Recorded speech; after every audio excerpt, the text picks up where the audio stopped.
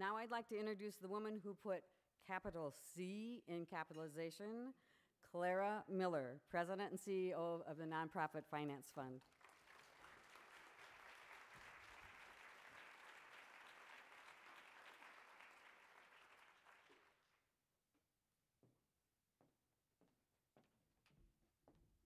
Good morning.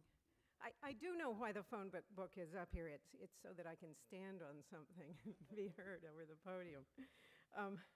What was I thinking? I am the girl who they got to talk about capitalization in front of an assemblage of arts folk after a fabulous live performance by Mark Kelly Smith and a stirring speech by Rocco Landsman. So I'm hoping that we'll get through the capital discussion without a great deal of pain.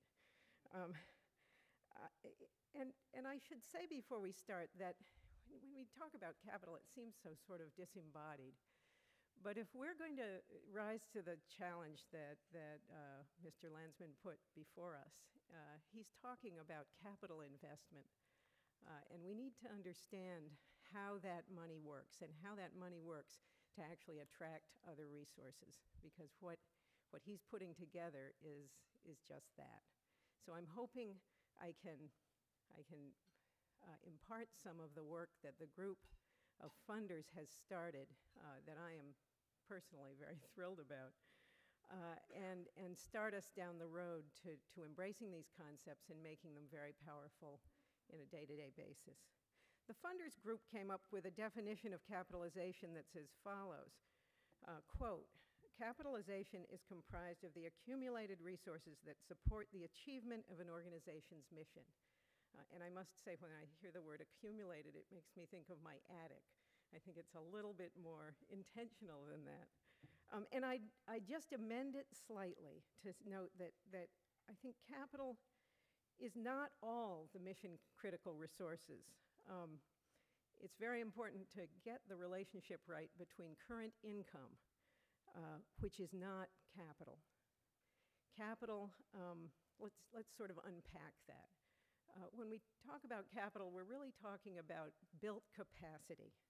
And around this room, I think really familiar elements of capital are buildings, facilities, equipment, endowments, which are kind of resources that are invested to create revenue.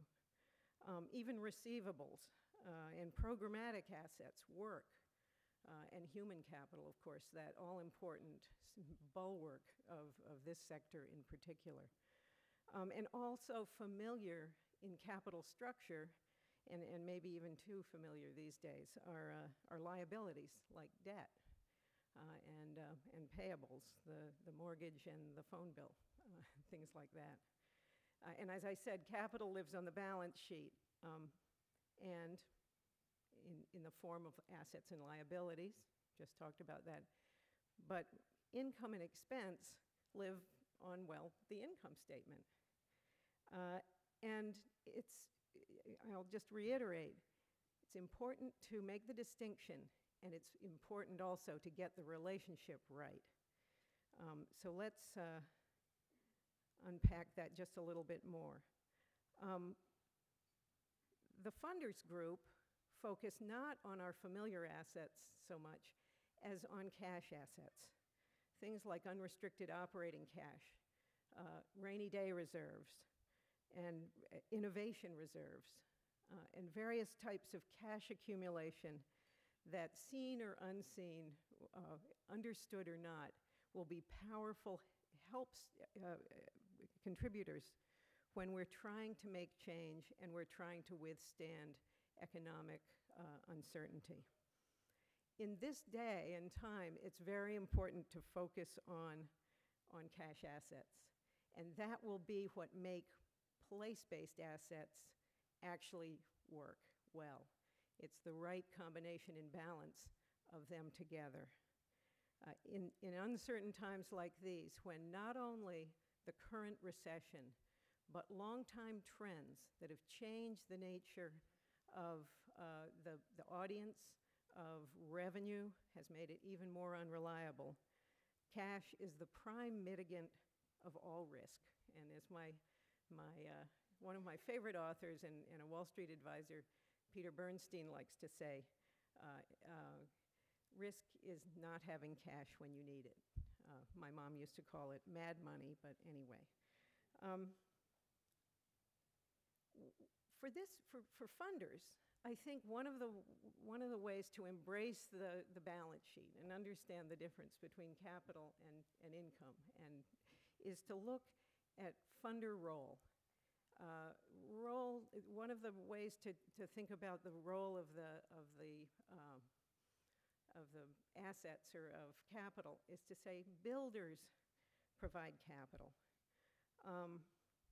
And a builder, in a sense, capital is like the factory that creates and produces the goods and services that then attract revenue. And so builders provide capital, buyers provide revenue. And funders play both roles. Funders are part of capitalization. They make capital grants. And they also make, let's say, general support grants or project grants that pay for ongoing operations. Both come together, but they're distinct. Capital is not just money. Capital is the factory. In a way, the analogy might be, if transportation is the mission, capital is the vehicle, and the fuel is revenue or income.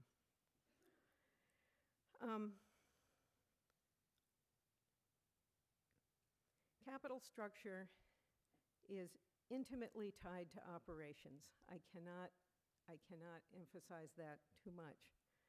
And a powerful funder's role is to acknowledge that and understand their role in providing the kind of money that actually will be on either side. It's just as good to provide money on either side of that equation.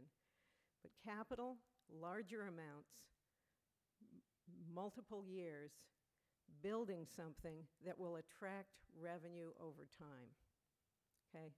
So capital is invested to attract revenue. They're not interchangeable. The most common way for any enterprise, for-profit or nonprofit, to create capital is to operate with retained earnings.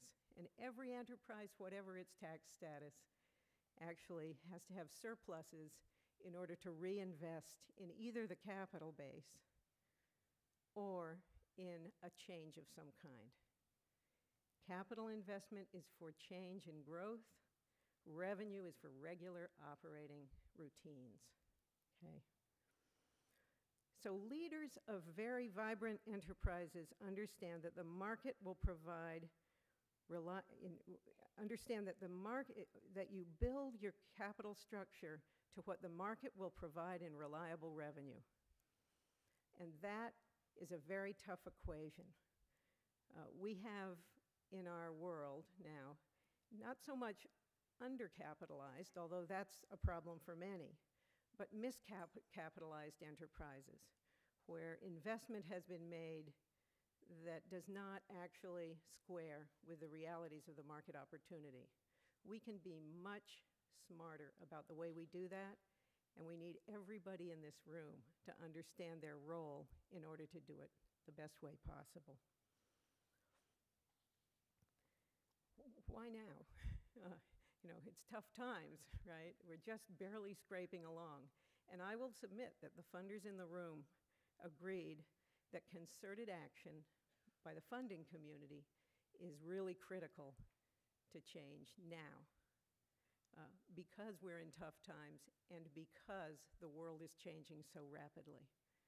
What are the key assets to assure the future of the arts and to assure the strength and that we can carry to the audiences the creative messages and opportunities that we have? We have to both cope and change. There's a huge demand for capital and creativity, and as our chairman Landsman has demonstrated, it is throughout the economy. It is not in a small place. And we have a huge challenge before us to build ourselves right so we'll be equal to that. We need culture change in our world. We need to embrace the sort of our inner nerds, our inner enterprise geeks. And I think that if we don't do it now, we will be very sorry for the long term.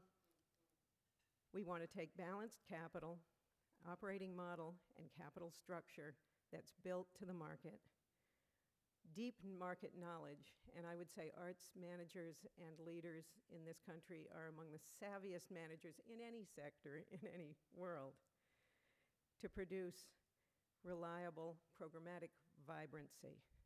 It can't be just sustainability for sustainability's sake. It must be programmatic vibrancy that we're building our capital structure to support.